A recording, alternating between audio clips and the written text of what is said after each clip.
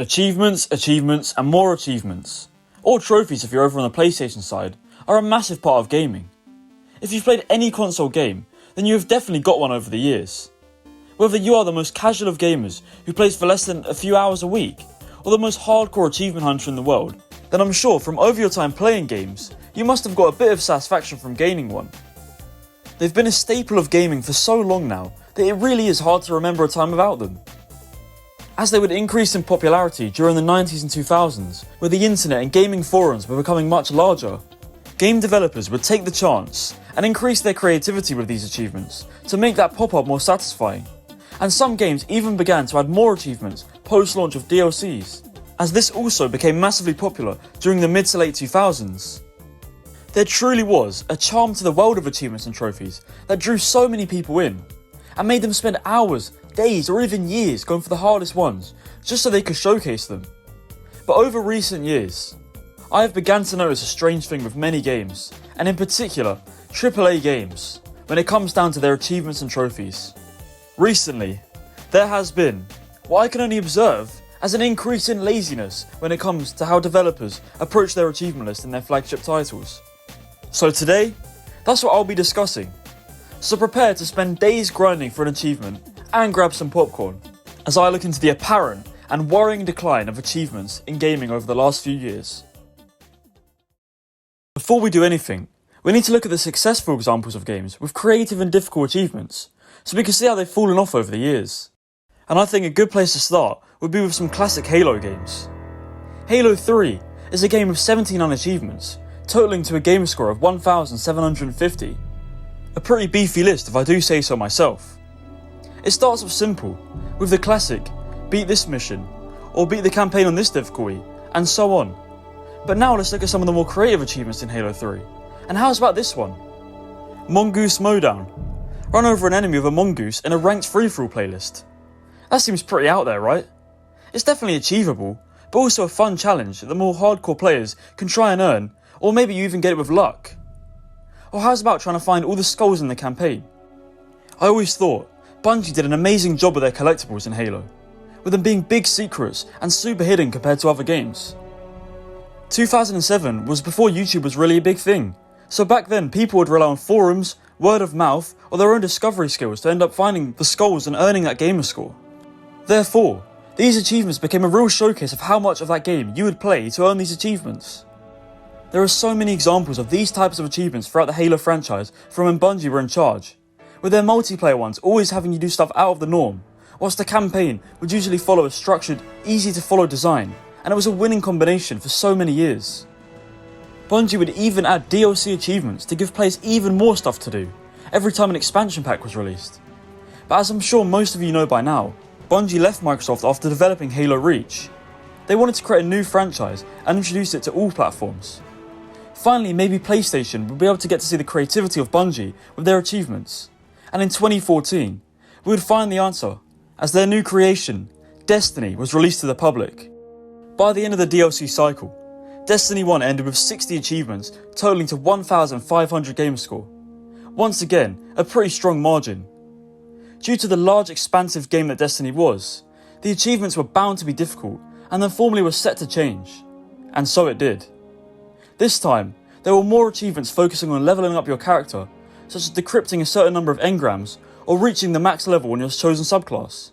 But we still had some of that charm in there, such as getting a certain number of precision kills on certain enemy types during a mission, or taking out a certain subclass in multiplayer a certain amount of times. DLC content such as The Taken King or Rise of Iron would also see more achievements added to the game, such as completing the new quest lines, or one of the more creative ones in the game named Sing the Iron Song, in which you must play the Rise of Iron theme on the bells in the Iron Temple. It's fair to say, Bungie still had creativity in them, even if the whole achievement list wasn't as creative as the Halo series. In 2017, Bungie was set to release a sequel to Destiny, and given their history, we could expect another large and creative achievement list, right? Wrong. For whatever reason, this game has marked a declining point in the creativity of Bungie's achievement design. A game that has been out for 6 years and that has had 5 major expansions contains just 23 achievements, that total to just 1,240 gamer score. That's almost 3 times as few achievements as the original, and almost 4 times as few as seen in Halo 3. The achievements are all worth more, so there can be less, and Bungie don't have to worry about creating more of them. The achievements themselves are pretty basic, with them following the formula of reaching a certain level or completing a certain quest. The only interesting achievement in the game is to find the hidden vendor called Xur, but anyone who plays Destiny consistently knows that he's there every week, and is a key part of the game. But believe it or not, there are more issues with the Destiny 2 achievements. Firstly, this game has had 5 major expansions, as I mentioned earlier, all of them with their own content and raids. Some of the earlier expansions like Forsaken added new achievements to the game. Some examples being to collect a certain amount of armour from the DLC, or to complete the new raid, The Last Wish. It certainly gave players who wanted to play the DLC some sense of accomplishment, but to me it still shows a bit of a decline in creativity. However, for some reason, whether it's laziness or an unknown factor, Bungie have failed to add any new achievements in the past 3 expansions. This is despite there being 3 new raids, 3 new quest lines, and many more opportunities for Bungie to introduce an interesting achievement on the new planets they brought to the game. I can't understand why a live service game such as Destiny 2 is now capped, and I simply attribute it to laziness, as their previous work allowed gamers to really explore more aspects of the game and spend time going for these achievements.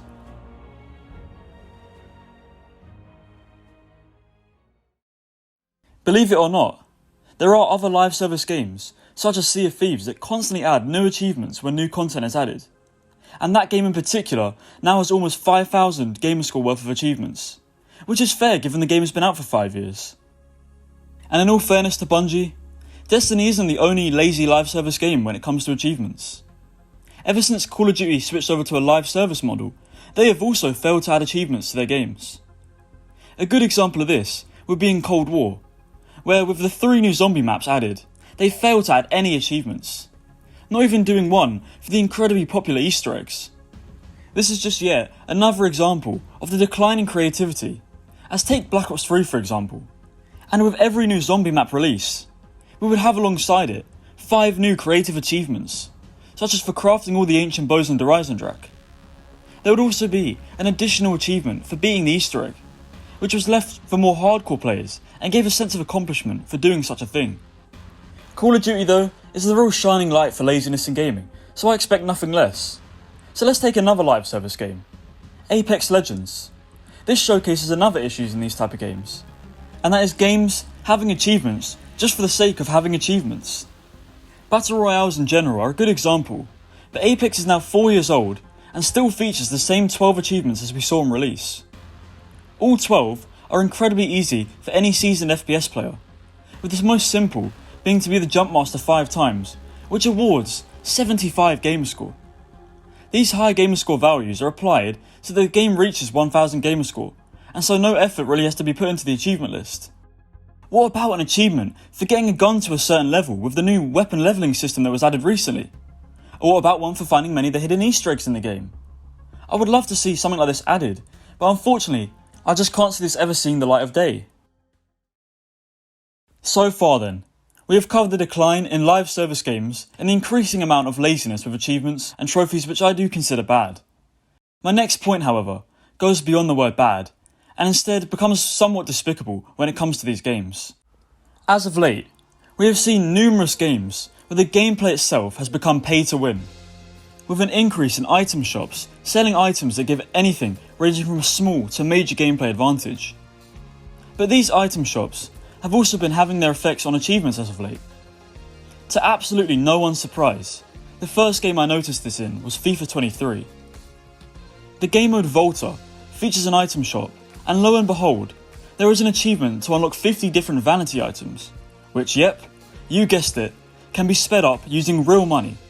So for any achievement or trophy hunters out there, you are encouraged to spend more money to be efficient. I spotted this in another game recently, and this one was really strange and surprised me a lot, and that is in Fall Guys. Fall Guys is another game with an item shop, and it's a game where cosmetics are a big part of the progression in the game. But for whatever reason, in Fall Guys, similar to FIFA, we have multiple achievements this time that are focused on unlocking cosmetic items or equipping a certain amount of them to your character. Like this one, worth a respectable 30 gamerscore. is to unlock 50 items from the in-game store. It's pretty easy to imagine that this could be made much easier by simply turning to your wallet and paying for these items with real currency rather than in-game currency. To me, it's simply the biggest showcase of where gaming has gone. We knew that item shops were increasing in their popularity, their absurd prices and their tendency to affect gameplay, but now they are affecting something that is simply there to make these games more fun and to increase their replayability.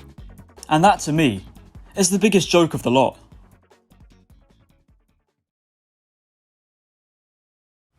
This takes us back full circle to the origin of achievements in games, and why they're here in the first place.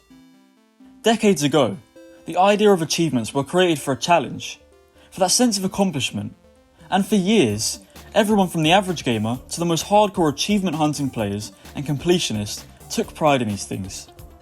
These same completionists were able to form communities where players would battle to get all the types of achievements, from the hardest that push players to their limits, or racing to 100% a game first, and thus the replayability of thousands of games were naturally increased. Developers for years were not only making sure their games were as good as they could be, but also ensuring their achievement lists were as creative and fun as they could be. After all, these developers knew that the success of their game came from the communities built and the players that kept their companies afloat. The achievements would be an extra challenge, and completionists are always looking for new games to try, with things that give them that sense of accomplishment. However, when we look at gaming today, we see games that aren't created for that sense of fun for the player base, but instead, games that are monetized and psychologically make players spend more money. And now, in the year 2023, I can officially say that modern gaming has managed to find its way into even the achievements and trophies that we take pride in earning. The one community in gaming that has always been forged in fun and creativity has been corrupted by pay-to-win mechanics and laziness, and really outlines a decline in gaming that we've seen over the last decade. And before you go anywhere, I'm sure there's many more examples of games getting lazy or downright offensive to the player with their achievements. So if you can think of any more, be sure to let me know down in the comments, as I can't cover them all in one video. So who knows, maybe there will be a second part if I get enough responses. But thank you for watching, as hopefully you now know how achievements in gaming are on the decline.